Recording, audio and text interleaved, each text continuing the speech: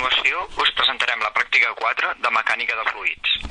L'objectiu d'aquesta pràctica ha estat aconseguir que l'aigua de la xeringa gran pugui tornar al dipòsit i a la xeringa petita, és a dir, fer-lo reversible i poder reutilitzar l'aigua.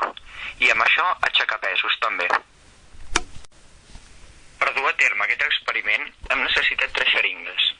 Una que fa de dipòsit, que és més gran, l'altra que fa d'èmbol petit i una que és el que aconseguirà aixecar els pes.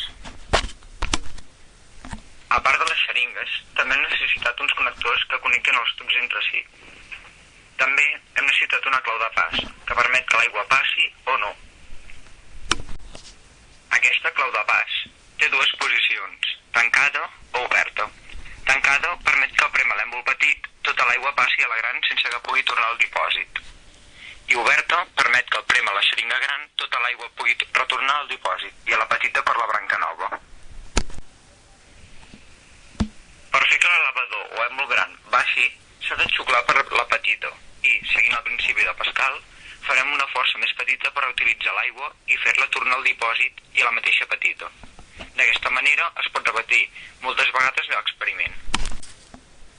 Com ho hem de fer perquè el pes es pugui aixecar? Doncs ben senzill com prement la xeringa de l'èmbol petit. Aquesta farà circular l'aigua per tot el tub, passarà per la clau de pas, fins a arribar a la xeringa on aquesta aixecarà el pes. D'aquesta manera, la xeringa pujarà i això farà que el pes es pugui aixecar.